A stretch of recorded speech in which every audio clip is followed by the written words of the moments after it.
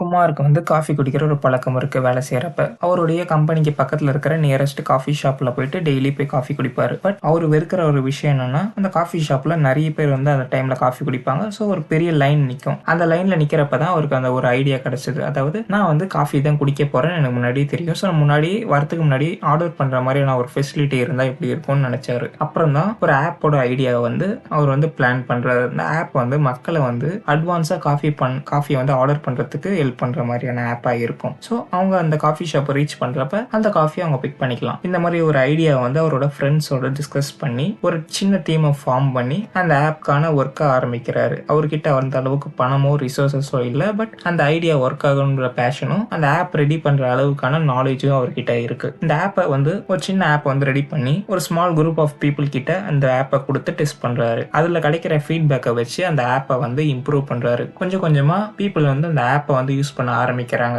ஏன்னா இந்த ஆப் வந்து அவங்களுடைய ஒரு ப்ராப்ளமை சால்வ் பண்ணுது. இந்த ஒரு விஷயம் வந்து இன்வெஸ்டர்ஸோட பார்வையில படுது. ஏன்னா இந்த ஆப் வந்து மக்களோட ஏதோ ஒரு ப்ராப்ளம் சால்வ் பண்ணுது. ஸோ இதுல ஒரு பொட்டன்ஷியல் இருக்குன்னு அவங்க நினைக்கிறாங்க. நினைச்சதுக்கு அப்புறம் இந்த ஆப்புக்கு ரெடி பண்றதுக்கான ஃபண்டை வந்து ப்ரொவைட் பண்றாங்க. இது குமாரை வந்து அவருடைய பிசினஸை க்ரோ பண்றதுக்கு ஹெல்ப் பண்ணுது. ஸோ இந்த ஆப் வந்து நிறைய காஃபி ஷாப்ஸ்ல யூஸ் பண்ணப்படுது. நிறைய பேர் இந்த ஆப்பை யூஸ் பண்றாங்க. குமாரோட இந்த ஒரு ஆப் ஐடியா வந்து ஒரு சக்சஸ்ஃபுல்லான ஒரு பிசினஸா மாறி இப்போ நிறைய பேர் வந்து அவங்களுடைய அந்த ப்ராப்ளமை வந்து ஃபேஸ் பண்ணாம ஒரு நல்ல காஃபியை குடிக்கிற ஒரு எக்ஸ்பீரியன்ஸை கெட் பண்றாங்க. இதுதான் ஒரு ஸ்டார்ட் அப். ஸ்டார்ட் அப்ன்றது ஒரு ப்ராப்ளம் எடுத்து அதை வந்து ஒரு இன்னோவேட்டிவான வேல அதை சால்வ் பண்றதுக்கு பேரு தான் ஸ்டார்ட் அப்னு சொல்லுவாங்க. ஸ்டார்ட் அப் வந்து ஒரு ட்ரெடிஷ்னல் பிசினஸ் மாதிரி இல்லாம அது புது டெக்னாலஜி புது ஐடியாஸை நோக்கி அது உருவாக்கப்படும். ஏன்னா குமார் வந்து ஒரு பெரிய கம்பெனியை அதை யோசிக்காம ஒரு சிம்பிளான ஒரு கிரியேட்டிவ் சொல்யூஷன் ஒரு காமனான ப்ராப்ளமுக்கு கொடுத்தாரு. இதனால தான் அவருடைய ஆப் வந்து ஒரு பெரிய சக்சஸ்ஃபுல்லான ஒரு விஷயமா இருக்கு.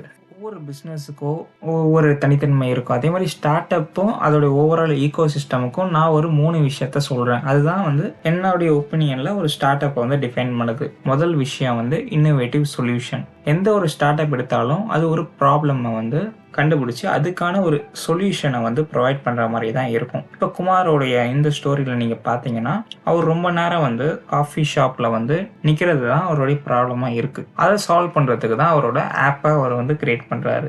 செகண்ட் விஷயம் வந்து ஸ்கேலபிலிட்டி. எந்த ஒரு ஸ்டார்ட் அப்பாக இருந்தாலும் அது ரேப்பிடாக க்ரோ ஆகும், அதிக அளவில் வளரும், ஒரு பெரிய மார்க்கெட்டை வந்து டார்கெட் பண்ணும். ஏன்னா அந்த ஒரு ஐடியாவில் வந்து அவ்வளோ பொட்டன்ஷியல் இருக்கும். ஸோ குமாரோட இந்த ஸ்டோரியை நீங்கள் எடுத்துக்கிட்டிங்கன்னா ஸ்டார்டிங்ல வந்து ஒரு ஸ்மால் குரூப்பை வச்சு தான் அந்த ஆப் வந்து பில்ட் பண்ணப்பட்டுச்சு. ஸ்மால் குரூப் ஆஃப் பீப்புளுக்கு தான் அந்த ஆப் வந்து கொடுக்கப்பட்டு டெஸ்ட் பண்ணப்பட்டுச்சு. ஆனால் அது ரேப்பிடா ஹண்ட்ரட்ஸ் ஆஃப் காஃபி ஷாப்ஸை ரீச் பண்ண ஆரம்பிச்சது. தேர்ட் விஷயம் வந்து ரிஸ்க். எந்த ஒரு ஸ்டார்ட் அப்பும் ரிஸ்க்ன்ற ஒரு விஷயம் எடுக்காம அது குரோ ஆகாது. ஏன்னா அவங்களுக்கு வந்து லிமிட்டடான ரிசோர்ஸஸ் தான் இருக்கும். ஒரு குறிப்பிட்ட அளவுக்கு தான் பட்ஜெட்டோ எதுவாக இருந்தாலும் இருக்கும். அவங்க வந்து டைமு ஒர்க்கு அண்ட் எஃபர்ட்ஸை வந்து அந்த ஆப் அந்த ஐடியாவில் வந்து அவங்க போட்டதுக்கு அப்புறம் தான் அவங்களால வந்து குரோத்தை வந்து பார்க்க முடியும். ரிஸ்க் எடுக்காமல் ஒரு ஸ்டார்ட் அப் வந்து குரோ ஆகாது. ஸோ இந்த ஒரு 3 விஷயம் தான் ஒரு ஸ்டார்ட் அப்பை வந்து டிஃபைன் பண்ணுதுன்னு நான் என்னோட ஒப்பீனியனில் நம்புகிறேன்.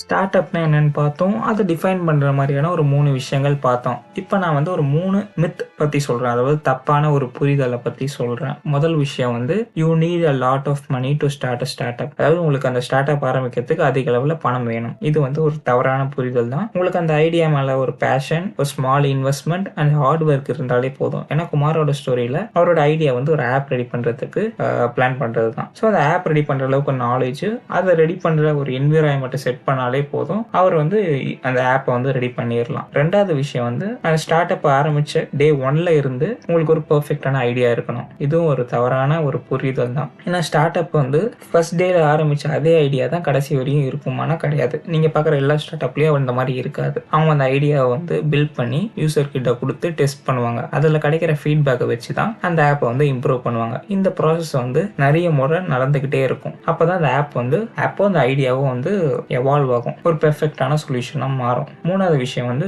Start up are overnight success. இதுவும் ஒரு தவறான புரிதல் தான். ஏன்னா ஒரு ஸ்டார்ட் அப்பை பில்ட் பண்ணுறதுக்கு பல மாதம் பல வருஷம் ஆகும். அதே மாதிரி ஒரு சக்ஸஸை வந்து முடிவு பண்ணுறது அப்போ இருக்கிற மார்க்கெட் கண்டிஷன் அண்ட் அந்த ப்ராப்ளமோடைய ஓவரால் டார்கெட் ஆடியன்ஸ் எப்படி இருக்காங்க, அப்போ இருக்கிற ஃபினான்ஷியல் இயர் எப்படி இருக்குது, இந்த மாதிரி நிறைய ஃபேக்டர்ஸ் இருக்குது. இதெல்லாம் தான் அந்த ஸ்டார்ட் அப் வந்து சக்ஸஸ்ஃபுல்லான ஸ்டார்ட் அப்பாக இருக்குமான்னு முடிவு பண்ணும். குமாரோடைய இந்த ஒரு ஆப் ஐடியா வந்து சக்ஸஸ்ஃபுல்லானது காரணம் வந்து வந்து அந்த ஆப்பை வந்து ஒரு பல மாசம் உட்காந்து டெஸ்ட் பண்ணி அந்த ஐடியாவை ரிஃபைன் பண்ணி அந்த ஐடியாவை வந்து பில்ட் பண்ணாரு. அதனால தான் அவரோட ஆப் ஐடியா வந்து ஒரு சக்சஸா இருந்தது. அது ஒரு ரியல் வேர்ல்ட் ப்ராப்ளமை சால்வ் பண்ணுது. அதனால தான் அதுக்கு ஒரு மார்க்கெட் இருக்கு. ஸோ அதனால அது வந்து சக்சஸ்ஃபுல்லா இருந்தது. ஏன்னா இந்த விதமான ஒரு தவறான புரிதல்கள் வந்து ஸ்டார்ட் அப் ஆரம்பிக்கிற நிறைய பேரை வந்து பாதிக்கும். ஸோ அதனால தான் நான் இந்த இடத்துல அதை ஷேர் பண்ணலாம இருக்கேன்.